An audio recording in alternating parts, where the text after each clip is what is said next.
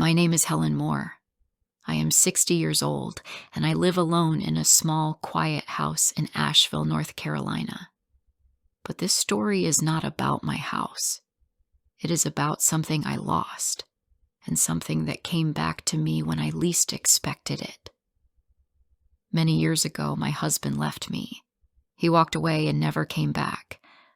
I do not know where he lives now. I had only one child, my son Ethan. When his father left us, Ethan was just a little boy. He does not remember his father. He never asks about him.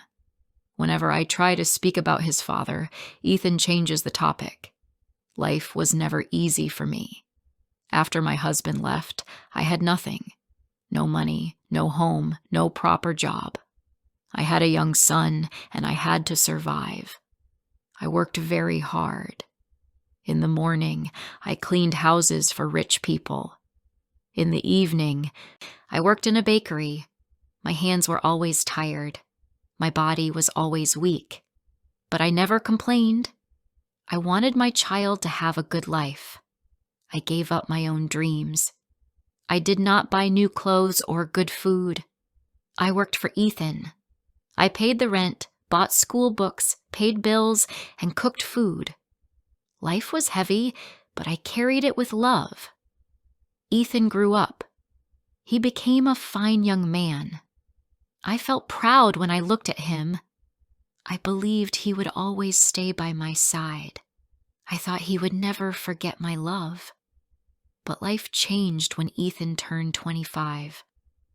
One day, he told me about a woman named Chloe. His eyes were happy when he spoke her name. He said she was kind, beautiful, and full of life. I was happy because he was happy. The next Sunday, Ethan brought Chloe to our house for dinner. At first, she seemed polite. She smiled and said my house was warm and pretty. She said my food was good. But when I looked into her eyes, I felt fear. Something was not right. I said nothing. I wanted my son to be happy. So I smiled. Slowly, Chloe began to change Ethan.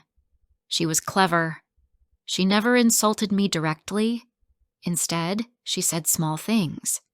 She said his clothes looked cheap. She said we should eat in fancy restaurants. She spoke about her rich friends.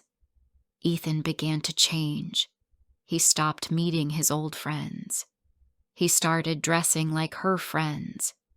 He spoke like them and acted like them. The boy I raised with love was disappearing. He was not my Ethan anymore. Our Sunday dinners stopped. At first, he said he was busy with work. Then he said he was tired. Finally, he stopped coming. His phone calls were short. "I have to go, Mother," he said. My heart broke.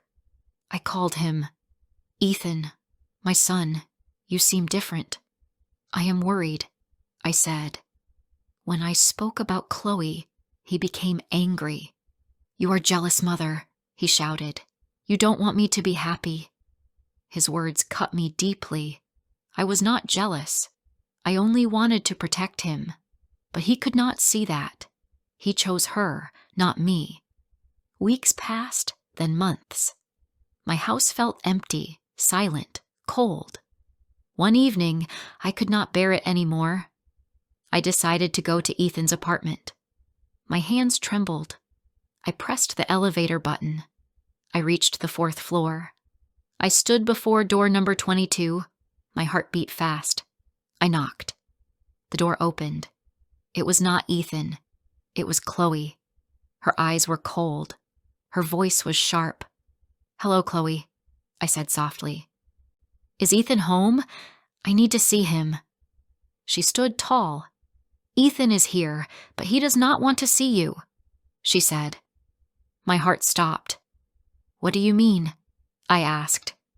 "Helen, you need to leave," she said slowly. "Ethan wants freedom." "Freedom?" I whispered. "Freedom from what?"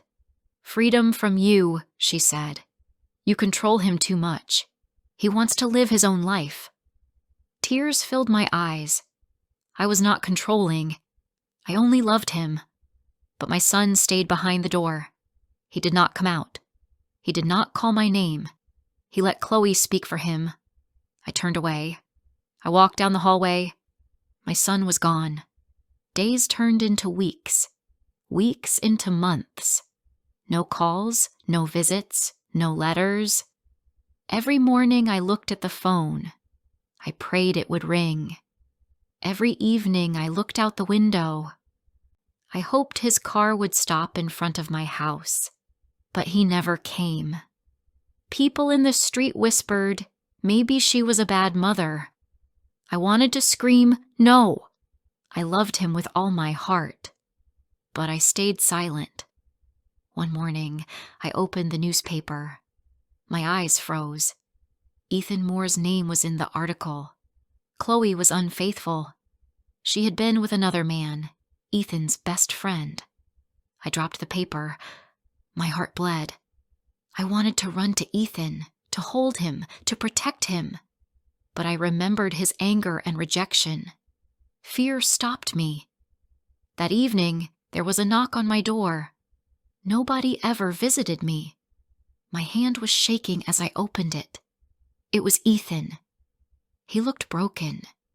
His eyes were red and swollen. His face was pale. He looked like a little boy again, not the proud man who had left me.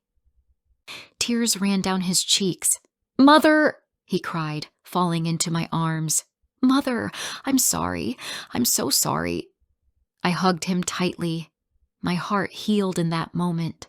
I did not see the man who hurt me. I only saw my son.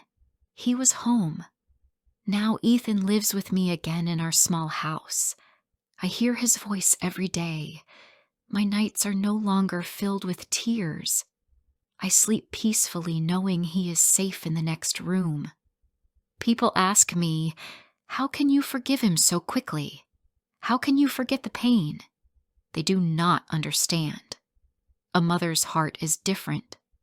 When I look at Ethan, I only see the little boy I raised with love. Families hurt each other, yes, but families can heal.